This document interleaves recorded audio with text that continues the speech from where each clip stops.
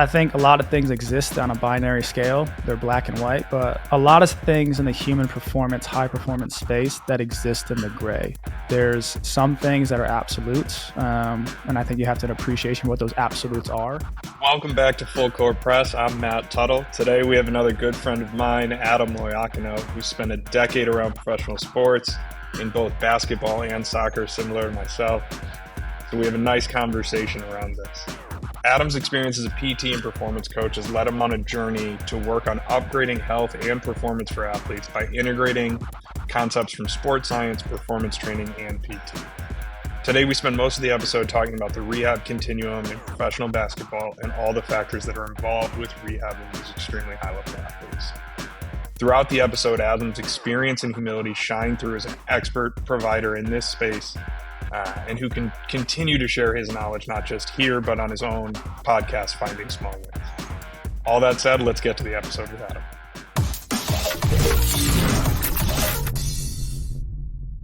So I'm here with Adam Loiacono, been in the NBA for 6-7 years between the Hawks and the Suns, background in MLS and NWSL as well. So we've got some common themes there. For people who don't know you, Adam, can you give everybody a little bit of your professional background and a little about you time?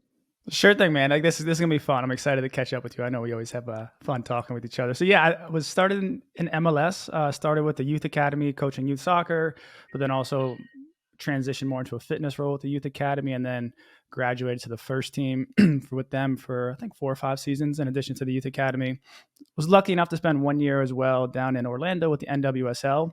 Great opportunity working with women's soccer. I mean, at the time the league was so young, so just really refreshing, and they were so appreciative of any help that they could get. So it was a really cool experience to be a part of that group. And then had an opportunity to join the Atlanta Hawks in the NBA. So part of soccer was more sports science and performance. And then after getting my doctorate of physical therapy, transitioned more into the medical side, and that's where I spent most of my time in the NBA. Atlanta, 2 years as a performance therapist, and then transitioned out to Phoenix to be director of rehab and later director of performance as well for 5 seasons. Awesome, man. That's a heck of a career. We'll keep it mostly NBA focused here just for the theme of the podcast. But if you end up with good stories or suggestions from the soccer space, please drop them in. I know across kind of such a breadth of experience in rehab and in performance that your views on the rehab continuum or phases of rehab have got to be interesting and have developed over the years. Can you speak to your rehab continuum, or do you have a 5-phase approach, a 7-phase approach? How do you look at return to play? That's a really good question. We can really get lost in the weeds here. So we'll zoom out first. And I think we'll talk about a few frameworks that I like to refer to, just how I organize my thoughts, right? Like frameworks and models are how we all just organize how we think. Right, wrong, or indifferent is just the way my mind thinks. So like very, very high level, I think of systems, and I think how do I reverse engineer a system? Because that's inevitably what we're doing here, right? Whether it's team sports, whether it's a human being, whether it's an injury, whether it's a performance program, at the end of the day, you're trying to accomplish a terminal task. And within that is a big system, either multiple disciplines, multiple people, and then also you have to reverse engineer that because you need time to either rehab that injury or to build that person up from a performance training program. Yeah. So I tend to break it down from working in team sports for so long and having the opportunity to work with a lot of different practitioners. I break it up into 5 key phases. And I love the word that you use was continuum, because that's really what it is. There's really no definitive line of hey, this is when you're in X and then this is when you're in Y. It's no, there's gray space everywhere, but the ends of the continuum are definitely black and white. And so if we think about, let's just say early, right? Early, we're talking in the context of rehab and injury, but the same principles apply when it comes to performance training or sports science, right? Because they're all intertwined with one another. We live in a world where nothing is in isolation anymore. We're very integrated, especially with a lot of the work that you're doing around data and trying to understand load management better. We understand that all of that is connected. So let's just say the first phase of it I refer to as health, right? Health is exactly what it is. Restoring homeostasis, trying to bring the tissue, bring the human, bring the system back to a space where they're not stressed, they're not overworked, and they're just at a optimal state to then make adaptations. Then the second phase of that I look at is therapy. And therapy to me is where we really influence the motor learning and part task strategies. So if you're in the performance world, that's maybe your corrective exercises, or that's maybe your resets, as some folks like to say.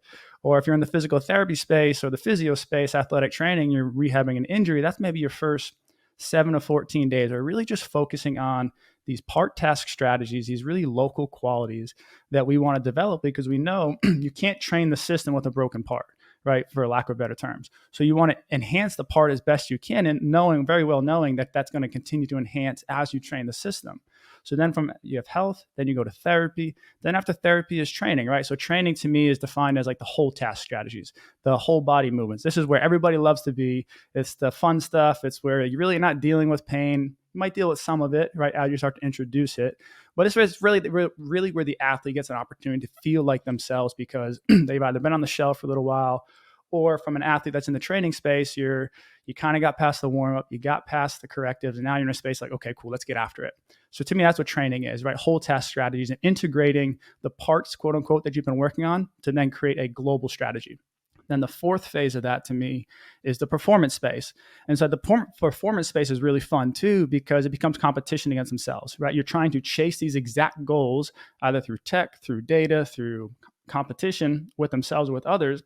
And you're specifically targeting a particular adaptation or particular quality. And what I mean by that is maybe you're chasing 10-meter sprint speed, and maybe you're chasing lower body strength. Maybe you're chasing upper body power. Whatever it is, that's where you're measuring these, what I call like external outputs. Whereas like back in the therapy side of the continuum, those are your external inputs, so to speak. So inputs early on, outputs later on. And then the final phase of it is the sport phase.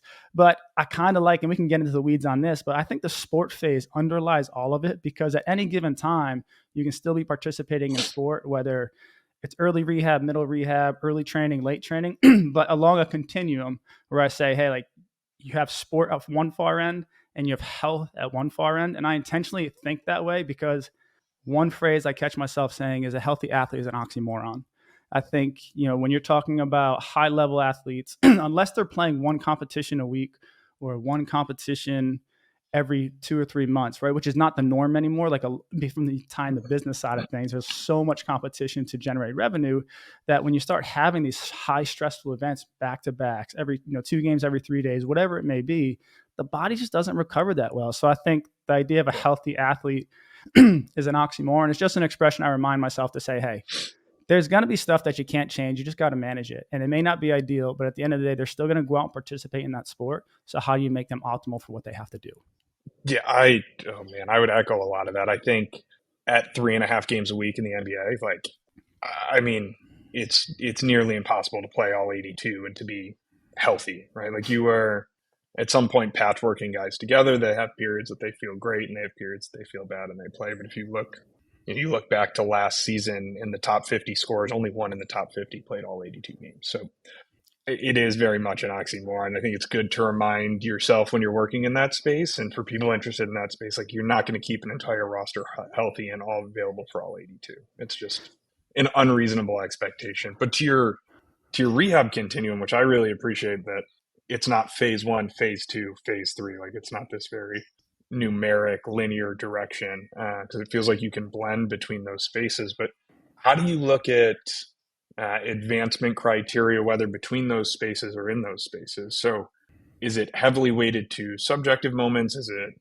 heavily weighted towards objective testing? Feel free to use an example if you need to, but speaking to how do we advance across a continuum like that? That's the golden question that everybody wants the secret sauce to, right? And that's what's fun about practitioners. You got the sauce though. You've been doing it forever. I'd like to think so, but my sauce is still refining. Kind of like fine wine, gets better with time. But I would say this. I think it's definitely a combination of it all, and that's not the cop out answer. That is genuinely like, hey, there's going to be moments where your objective tests tell you this, but subjectively the athlete's like, man, like I can go, like I trust myself, I feel good, like I know my numbers are a little bit down, but man, I just feel good, like I had a bad test, like that. And so there's always that balance of the subjective and objective. So as far as criteria, like, I think the first thing you have to talk about, and you have like we can never lose sight of this, because I think when the pressure's on, or there's a strong desire to go out and be a good teammate, like we can't ignore biology. We can't ignore healing timelines. We can't ignore the clinical symptoms that we may see.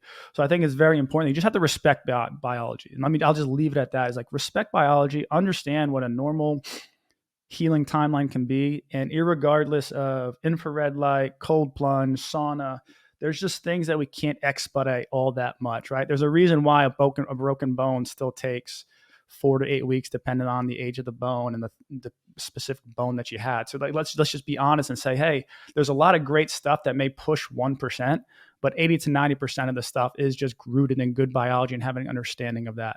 And I think I like to just break things down by tissue types, whether it's muscle, ligament, tendon, bone, just understanding what that pathway is and those progressions, then allow you to give the space to get creative within each of those, let's just say, healing timelines that exist. So that's the first part that you just have to understand and respect. And I think if you ignore that, you're going to run yourself into some problems or potentially be doing harm more than good, or potentially getting to a space where you're thinking you're making good progress. And then all of a sudden you realize, man, I rushed that phase and now I got to take 2 steps back.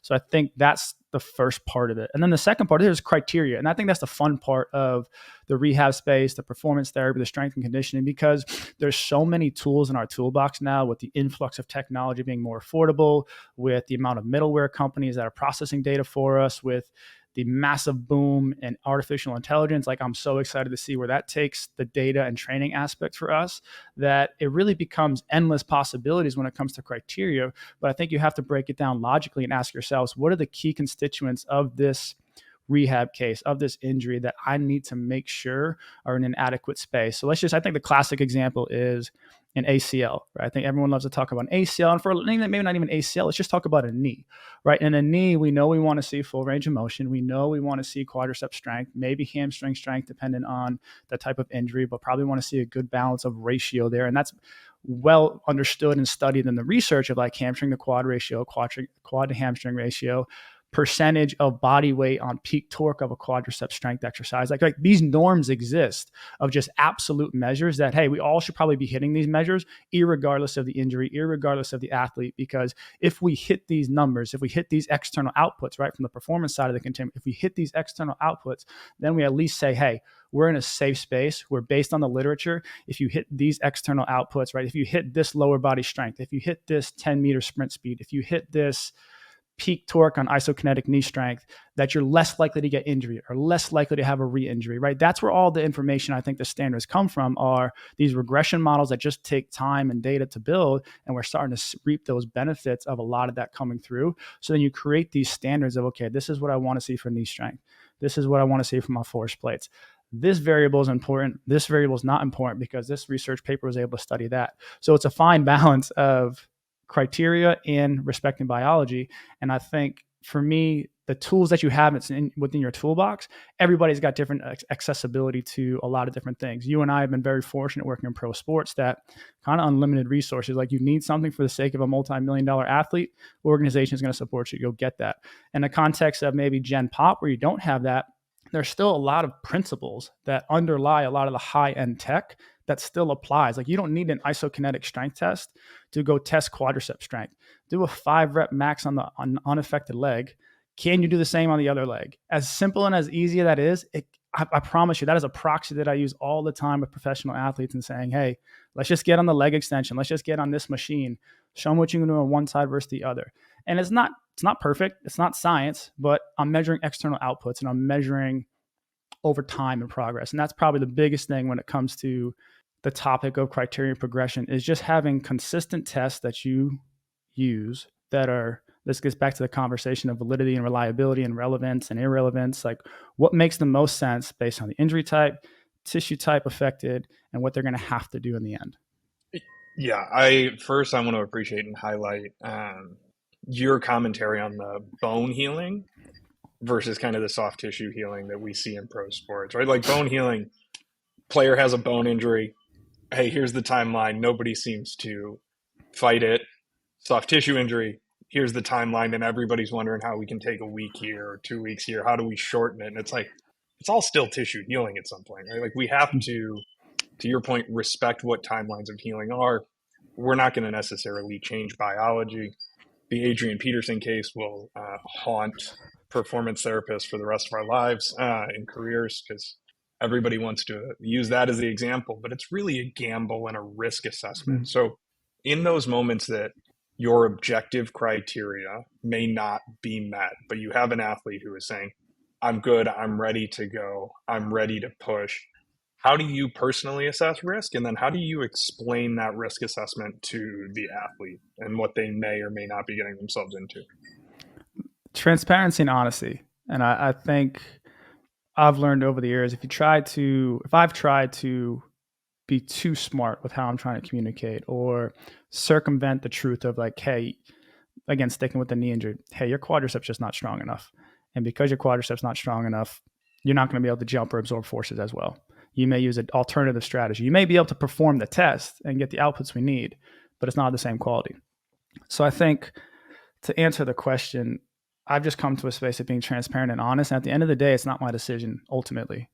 As much as I may want it to be my decision, as much as I think we have to respect what we do know, I have come to learn and appreciate that the athlete's probably going to make the final decision. And they're going to listen to advice. They're going to take in the experts' opinions. They're going to understand and appreciate and trust those that are close to them, right? You can never discount that. But like the analogy I like to use is there's so many things we know about health and performance that even you and I probably participate in. Let's just say, hey, we have beers, right? We go out, go to the bar, we have a few beers. There's so much literature to suggest that alcohol in any form is bad for health, but we're still going to make the conscious decision to go have a beer, right? So I think like I try to extrapolate that and say, okay, this person has all the information at hand, and we're advising this based on my experiences, based on the objective measures that I have, based on every other emotional external factor that may be influencing the decision. And you just have to appreciate, I think, we have to appreciate that it's a complex decision and we'll never have an absolutes. And when it comes to, I love hearing you talk about risk mitigation, risk versus reward. That's ultimately what the conversation is. And as sexy as that sounds to have risk mitigation, percentage numbers, and if you play this, you're 5 times more likely to get. We don't have those numbers because injuries are so complex. Humans are complex organisms, and especially in team sports, we're operating in chaotic systems. That I'm not saying there's a right or a wrong, or I'm saying, hey, like there's nothing that works. There's definitely reasonable stuff that we know. I've just come to appreciate that in those moments, just be honest with what you believe in. Speak your mind. They can agree or disagree. It may not be what they want to hear, and ultimately, if it's not your body, you probably don't have the final say. Yeah, I appreciate your humility there and how big of an impact can you or I or any practitioner in pro sports truly have here, that it's not about us. On an episode with Steve Short, who you know from the Nuggets, talked a little bit about that, about like we're a very small piece of the puzzle when it comes to an athlete's life and decision making, and not overestimating that. So I think it's important to highlight, especially as you look across the progression of rehab and as more and more decision makers get involved as rehab advances and as they move along this continuum. I wanted to circle back to a piece you had, and you were first talking about your rehab continuum, about the ball being included or having sport specific tasks Yeah. included throughout. So can you speak to the integration of, in the NBA easy, like how do we integrate the ball? How do we integrate all the guys who want to shoot, right? Like how do we integrate the ball early on? How does that kind of blend across rehab? Because I think, it's very easy to say, hey, we're not doing anything, then we're running, then we're doing multi-directional work, then we're doing small-sided games, then non-contact, then contact practice. But we both know, one, that's not the reality, and two, our athletes would go crazy if you took the ball away from them for that long and said, hey, for the next 12 weeks, you're going to do nothing. So can you speak to how you integrate that and how you blend this kind of performance sport component with rehab and training? Absolutely. And this goes back to having an understanding and appreciation of working in the areas of sports science and data early in my career, where like a big part of my job was we had this GPS system that I was responsible of tagging all the drills and looking at the physical outputs of the drills and understanding, okay, this drill does this type of game does this. If we open up the space, we get more high speed running. If we close down the space, we get more accelerations and decelerations. So having a perspective and appreciation for that. Now, you don't have to work in a job like that, but there's definitely a lot of research out there, especially soccer, Aussie rules football, rugby, of people breaking down drills, breaking down game types, small-sided games, and recognizing, hey, what are the physical demands that this drill is providing the athlete? Like a big phrase you might hear in the soccer space or the rugby space is tactical periodization. I think, Charlie Francis popularized the term vertical integration, right? These are just all these things that are just talking about, hey, nothing operates in isolation. They're all part of one of the other. It's just understanding, again, what's your intention and how do you want to implement that intention. So I share that perspective just to open it up saying, hey, it's not that hard. You just have to pull back. What is the activity or what is the athletic quality that you're trying to get out of? And is that something that you can do with the ball in the hand, ball at the feet? Or is that something you really have to, hey, we just got to work in this in isolation because it's a quality that really is only going to happen if we work it out in isolation, right? Like you're only going to strengthen a quad at a high level with open chain knee exercises or closed chain single leg exercises, right? You can't skip those things. So let's just understand, okay, this is what I need. This is what I got to do. So to your question about how do I integrate it with sport, I think the easiest example we can all kind of wrap our heads around is we all have our jumping progressions. We all have our running progressions, right? Something in the sport of basketball that is a progression of those is the jump shot, which is a low intensity, extensive plyometric, right? Extensive versus intensive, extensive being long duration ground contact times, intensive being short duration ground contact times like sprinting or going up for a dunk. But a simple jump shot is if you hit 50 jump shots, that's 50 extensive low intensity aerobic plyos. So I look at it in the sense, well, if I look at a jump shot and use that example, what other activities are synonymous with things that aren't with the ball in hand? So, a classic warm-up drill that I see a lot of basketball players do is they'll start at the baseline and they'll just do walking ball handling up to half court, and they'll do walking ball handling back to baseline. And then they might do it where it's lots of, my basketball lingo, crossovers, or they'll put the ball through their legs, right? And they'll start changing direction in small spaces. So I'm like, ooh, okay. Like as I'm watching them do these things, like in a non-injured state, in a non-rehab state, I'm like, okay, like cool, like they just did 20 minutes of jump shooting. That's a 20-minute extensive plyometric workout. When I get to an athlete and think, hey, I think you can do extensive plyos, rather than putting them in the weight room and just jump roping them or just doing those soft plyos back and forth. Cool. Go out and shoot 50 jump shots, man. Go out and just stationary, be a part of it. Because I know like that's the same exact stimulus that I would provide you in the weight room.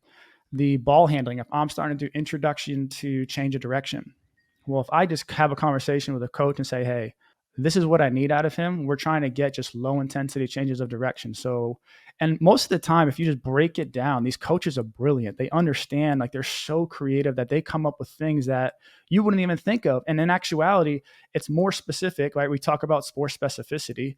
I think one thing we have to do better as an industry is educate and trust our coaches.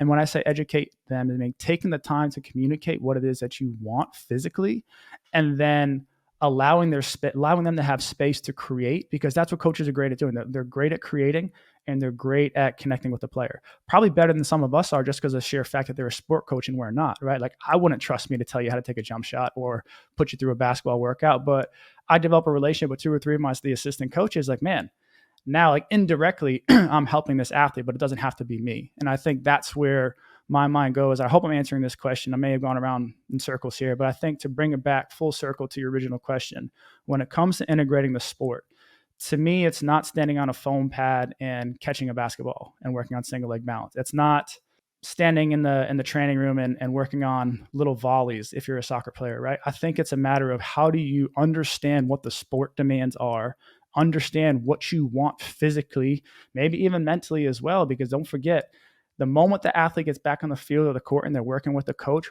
they can exhale. They're getting closer, right? If you're trying to do everything in isolation, sometimes you do need that. Don't lose sight of that. Please don't lose sight of, hey, there are moments where it's like, hey, I need you off the court because I don't want eyes on this.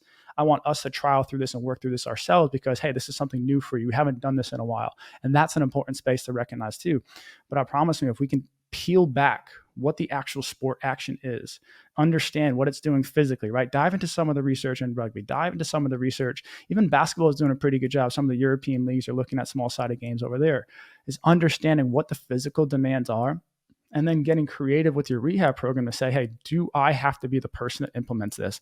And saying this all in the context of you work in team sports and you have access to this. If you don't, then by all means, keep doing what you're doing of what I refer to in isolation, meaning not on the court, not on the field. Like keep doing what you have to do to build those general qualities so that when they do go to team practice or they do go work on an individual session without you there, you feel comfortable and confident saying, hey, like, I at least know you can do these things. Man, that is not just sprinkling gold on top of something. That is pure gold, what you just discussed. And maybe it's because I'm significantly biased, and I agree with you on all of it. I think educating coaches in this space is such a home run, and not trying to be the guy that does it all. Like it doesn't matter who does it. It matters what the stimulus, to your point, is. What is the stimulus on the athlete, and are we moving in a positive direction in their rehab? So educating coaches to me is huge, and I think probably underappreciated because we become very fearful in this space of, is it safe for somebody to do it that's not me? Are they going to appreciate the movement like I am? And they're probably going to appreciate it better because they've watched more jump shots. They've spent more time coaching that movement. I've had coaches come up to me and been very clear with, like, something's off with his left leg. And you're like, you put him on the force plate and you're like, holy cow, he was right. Like, that's incredible. But they've seen it so much more than we have, and they've coached that same movement over and over again. So to branch off of that a little bit and move away from the pure rehab discussion, can you speak to interdisciplinary practice across the continuum? Are you have the bias of, you were a fitness coach into the sports science space, into the PT space, so you've stretched many of these roles that are involved. But for listeners that may only be PTs, how does interdisciplinary practice work in the NBA, from PT, strength coach, AT, position coaches? Can you speak to that progression and how that works? It's a really good question. That's where I think teams are successful or not successful, is how well they can manage that. Because ultimately, we have to have a respect that everybody just wants to be important, right? This is just people. People want to feel valued. People want to be heard. People want to feel important. They want to be included. And I think I've lost sight of that in my career. It's like, oh, like, my head's down. I know how to do this. But like you said, like, I've kind of spent my time across that continuum, with the exception of like acute medical care. But from a therapy to training to sports science, to even being a sport coach, right? Like, I was even a college soccer coach early in my career. So I have an appreciation for what it's like to plan for a season and run a training session. So yes, like, I've been at fault myself of trying to do it all and not leaning on my teammates that can maybe do some of that as well. Because inevitably what's going to happen is you're going to get to a point in the season or a point in time where you can't do it all because your caseload's too big. And now you're going to go to the people asking for help. And it's like, remember that time you tried doing it all by yourself? Why can't you do it now? And so I've run into those situations, and I've felt that, and I've owned it in the past. So to your point of how do you manage it, is first you got to manage yourself and understand what you're really good at. Like, if you could pick one thing that you're damn good at, what is that one thing going to be? And then look at your teammates and ask, okay, cool, there's something else part of rehab. Like, I could do that, but is there someone else that's the best at that on staff? And recognizing and being willing to give that opportunity to others and share their responsibility, because ultimately that's what's going to make the team successful, is just sharing responsibilities and recognizing that it takes a village. Everybody wants to be included. Everybody just wants to help. That's the biggest thing. Everybody just wants to help these athletes. It's why we're all in this space. If we didn't care and didn't want to help, we wouldn't be in that space, because the late nights and the travel is not worth it. Right. So I just reflecting here and thinking, you manage it by understanding strengths, understanding what you're good at, understanding where other people's are good at, but then also having a clear system and process, because that's how people communicate. And I do a very poor job at times of what's going on in my head, not necessarily putting it on paper, because I'm just like, in my mind, I'm like, okay, like that. Okay, this is where we got to go today. But I think the analogy I've heard some colleagues say is like, if you weren't here today, like, what would we do? And so just getting in a better space of, here is the trajectory of the path from start to finish. So almost like kind of how physical therapists do and surgeons, right? They kind of map out what a 9-month ACL rehab is going to look like. I think having some semblance of an idea of what a general return to play process is going to look like, and then that allows the creativity and autonomy from practitioner to practitioner to at least accomplish the goal, right? If the goal is, I can remember in the past, hey, we need to work on eccentric qualities and deceleration qualities. You got a lot of talented coaches and therapists that can probably manage that 101 different ways. And recognizing that just because it's not your way, or just because it's not the way I would do it. I had one friend and mentor say, 80% of what we're all doing is the same stuff. The 20% is just like the autonomy and individuality of what we do and what we believe in from a creativity perspective that allows us to have ownership over what we do. But the reality is, we're kind of all doing a lot of the same stuff. So just recognizing, okay, if that's the terminal goal of, staying with this idea of eccentric qualities or deceleration, communicate that to whoever else is involved and just observe and then test and retest. Like, you're going to use the same test. Okay, I may have done this, but you did it that way, but the test gave us the same output. Great, we're on the right target. It also gives variability for the athletes if you see them every day, right? Sometimes doing the same thing with you over and over just gets monotonous and boring, and you throw in a new practitioner that chasing the same quality but has 6 different exercises that they would do differently than you would. Great, now it's a fresh start. It looks like progression. It looks like we're moving the needle forward.